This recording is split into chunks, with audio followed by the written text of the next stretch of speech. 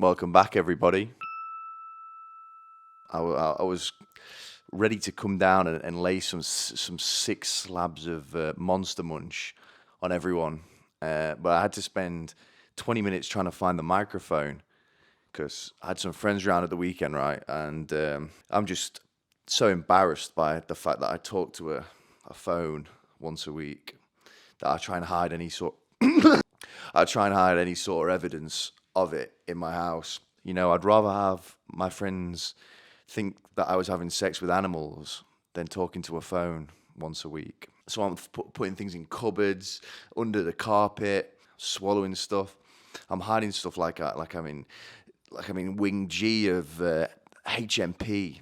I didn't even need to shove shit up my ass, but I started just jamming shit up my butt in case the prison guard came in for a sweep. But no, I hid everything, and now I couldn't find it. But ho-hum, I found it. And I've actually thought something genius.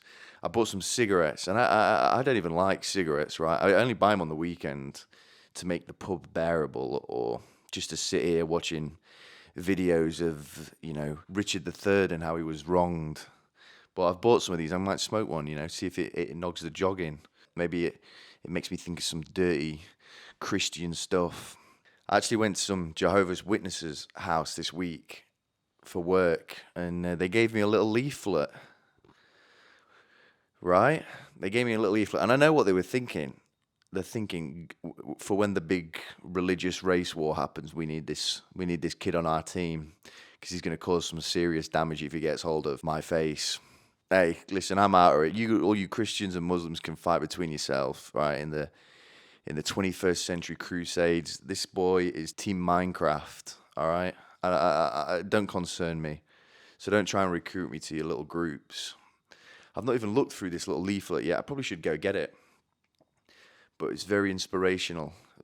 I'm assuming, like I said, I've not actually even looked at it yet. But I'm going to crack open some of these cigarettes, man, and see what can muster up in my head. See if Daddy can't think of something stupid. Daddy can't be a on the internet. I was at the pub down here at the weekend, and it got me thinking of this funny story. There's these things that happen around here called free parties. I've only ever been to one. One was enough for me, and really, I mean this when I say it, it is just full of the dregs of society that don't really have a life other than to go out and take drugs on the weekend.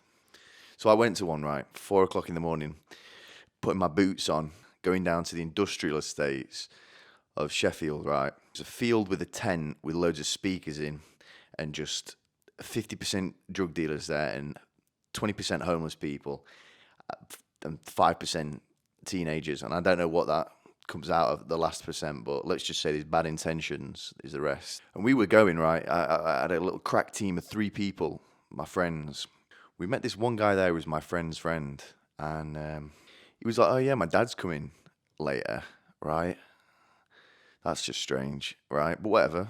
Hey, parents like to have fun as well. So we just carry on through the night, and then it gets to about 6 o'clock in the morning, right? I'm about emotionally and mentally scarred from what I've seen. But then, I'm trying to find my mates, so they're all like, they're stood in a group, so I go over to the group, and then there was just this guy on the floor rolling around in the mud, right? Like he's like screaming, grabbing the mud, and like panicking. And everyone's just kind of carrying on talking and stuff. So I'm like, God, is that guy all right? And one of the guys goes, "Oh, that's just my dad. Yeah, he does that sometimes when he takes drugs." I think I should go now. I think it's time to go. I've seen enough. It's time to go. Can you imagine what's breakfast like the day after that? And you're eating your Kellogg's and your dad's tells you to clean your room. Do you just stand up and slap him and tell him to man up a little bit? And he's just bawled his eyes out at a party in front of a load of teenagers. I won't be cleaning my room, I'll tell you that. I'll tell you that for sure. I won't be doing anything. I'm the man of the house now. I'm the boy, all right? Dad, why don't you go fucking clean your room, all right? Daddy, why don't you fuck off? Like I was saying, I had some of my friends around. I had a little poker tournament. I love gambling. And we had a little game of poker. And guess who won? Me. I won 75 quid. Well, I won 50 quid, but 15 quid of it was mine. All right. Made a little invitation for it. And yeah, I mean, it was great. And I've not won money in a long time gambling. It's been a couple of rough months going to the casino, sports betting, all combined. It's been a lump sum taken out of my bank account. But I'll tell you how much money I won over the weekend. It was 215 quid because I bet on Suga Show coming in and knocking that guy out in round 2. I bet on him to win, and I bet on round 2 to knock him out. Can you believe that? Can you believe how smart I am?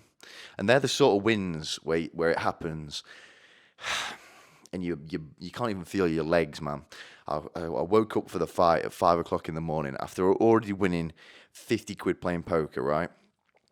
Wake up and I just watch him spark the guy out in round 2, and I'm absolutely legless. So I think I've got a serious talent. If I'm going to be honest, let me be honest. I've got a serious talent. I see things. I'm like that little kid off that movie. I don't see dead people. I see great opportunities to win money. All right, I'm a hustler, and a lot of you aren't. A lot of you need to get your money up, all right? Because you never know if it's going to be the best day of your life until you start gambling. And I saw a quote like that, something on Instagram, that it's true. I really want to take a girl to the casino, but also I kind of think that she might see me start crying when I lose loads of money. Because it's going to be hard if you take a girl there and you don't win money, and she has to carry you home because you've lost your entire life savings on roulette. But that's not going to happen because I'm a winner, and that doesn't happen to winners, all right? It's hard, though. I've not really written too much juice down this week, you know. Part of me, halfway through the week, when nothing interesting's happened to me, makes me want to walk out in front of a car just for a story, just for some interest, you know. Hey, it'll be fun if I break both my legs. And I'm just like seeing a bus go past, thinking, yeah, I should walk out in front of that, you know. I bet that'll be funny if I break my pelvis. But hey, sometimes you just gotta make do. Sometimes you just gotta make do.